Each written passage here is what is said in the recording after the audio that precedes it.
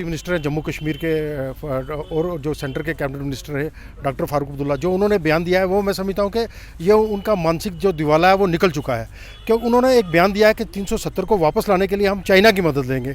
शायद डॉक्टर फारूक अब्दुल्ला ये भूल गए हैं कि चाइना कौन सी कंट्री है।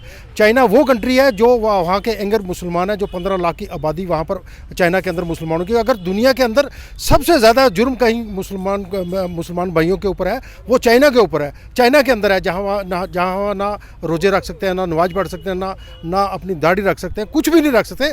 एक इंसानियत को पूरी तरह से ख़त्म किया गया है चाइना के अंदर। और चाइना के अंदर पिछले दिनों वहाँ जो चर्च है उसको भी तोड़ा जा रहा है, वहाँ जी जिनपिंग की फ़ोटो लगाई जा रही है। और मैं समझता हूँ कि अगर फारूक अब्दुल्ला जी ये बात करते हैं तो ये उनके मानसिक दिवालिये की निशानी है कि वो मदद किससे लेना चाहते हैं, चाइना की। आज हिंदुस्तान एक इतनी बड़ी ताकतवर कंट्री है, जो मैं समझता हूँ कि आज अगर आप देखोगे कि अगर आप पूरे पुंछ के लोगों के या हिंदुस्तान जम्मू कश्मीर के लोगों के लोग पूरा जम्मू कश्मीर खुश है। जो 370 और 35A टूटा है उसमें लोगों ने उस समय इतनी खुशियां मनाई थी। आज लोग पूरे हिंदुस्तान के साथ हैं, डेवलपमेंट और तरक्की का दौर शुरू हो चुका है। बेसिकली इन्होंने कोई काम तो किया नहीं है, इसलिए ये उल जुलूल बयान देकर अपने आप को साबित करना चाहते हैं। इसकी हम कड़े शब्दों में निंदा करते हैं और सरकार से ये डिमांड करते हैं कि फौरी तौर पर ऐसे देशद्रोही आदमी, ये जो बयान है वो देशद्रोही है और मुल्क के खिलाफ है, FIR दर्ज करके इनको उठाकर अंदर करना चाहिए ताकि दूसरी बार कोई आदमी हिम्मत ना करे ऐसे मुल्क के खिलाफ बयान देने के लिए। अगर यही बयान किसी छोटे आदमी ने दिए होते तो वो इस समय उसके ऊपर केस दर्ज हो गया होता, वो अंदर हो गया होता। इसलिए हम डॉक्टर फारूक अब्दुल्ला के बयान को कंडेम करते हैं और मुझे लगता है उनका मानसिक दिवालिया जो निकल चुका है।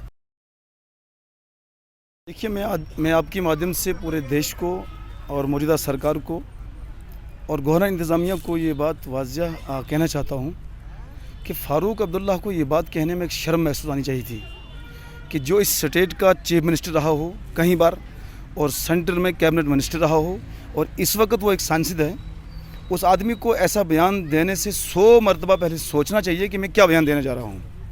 और उस मुल्क की बात कर रहा है जिस मुल्क में इंसानियत ही नहीं है, वहाँ पर पूरी 100% हैवानियत को फॉलो किया जाता है।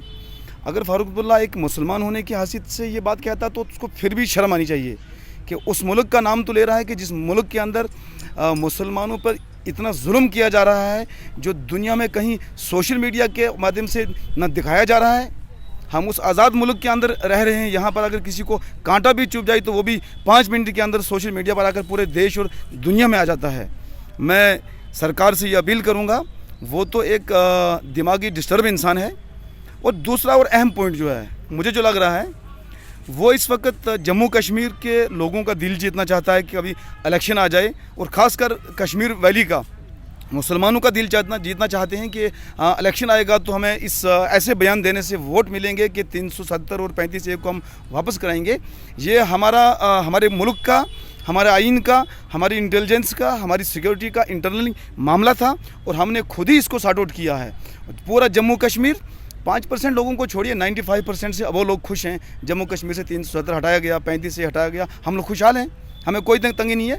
फारूक अब्दुल्ला को तंगी यही है कि वो चीफ मिनिस्टर नहीं बन रहा है और इंशाल्लाह वो कभी बनेंगे भी नहीं, क्योंकि उन्होंने पूरे जम्मू कश्मीर के अंदर लोगों से जुल्म किया है और ख़ासकर जो जम्मू प्रोविंस से हमारे साथ इंतहाई जुल्म किया है।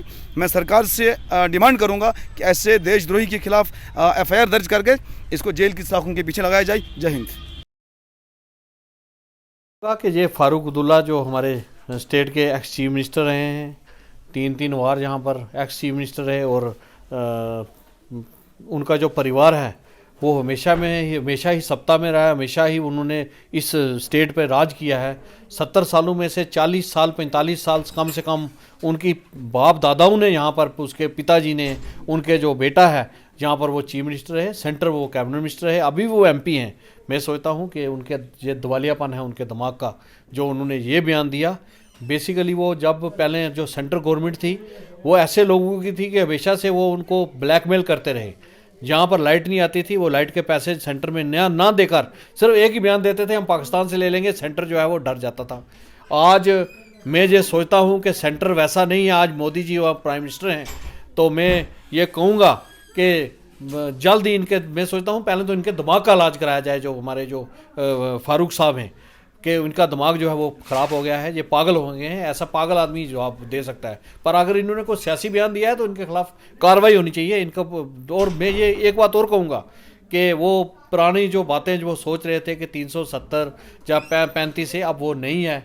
इन्हीं की वजह से ये सब कुछ हुआ। हमारी जो स्टेट है वो स्टेट से हम आगे जाने चाहिए थे, स्टेट से हम डिग्रेड हो गए हैं। ये सिर्फ इसी परिवार की वजह से। बार बार मोदी जी को ये धमकियां देते थे कि आप 370 10 बार आप आओ नहीं तोड़ सकते, उन्होंने तोड़ के बताया। अब इनको भी इस ये भी जो जल्दी जो काम कर रहे हैं इसका भी जो खमियाजा है ये जल्दी ही ये परिवार भी भुगतेगा। और मैं सोचता हूँ कि इनका जो बेटा जो अब आगे वो दोबारा चीफ मिनिस्टर बनने की सोच रहा है, उसको शर्म आनी चाहिए कि उसके पिताजी ये कैसा बयान जो है वो दे रहे हैं। शर्म आनी चाहिए जो हमारे फारूक अब्दुल्ला साहब। सोशल वर्कर मेरी ऑर्गेनाइजेशन पीर पंजाल अवामी डेवलपमेंट फ्रंट हमेशा जो लोग तोड़ने की बात करते हैं या फितने की बात करते हैं, हम हमेशा मजम्मत करते हैं। बदकिस्मती हमारी ये है कि पिछले साल 5 अगस्त को 370 और 35 से यहाँ तक के स्टेट को भी जो है वो यूटी बना दिया गया। ये बदकिस्मती हमारी इसलिए है कि हमने इसी शेख ख़ानदान को हमेशा जो है इक़्तिदार दिया।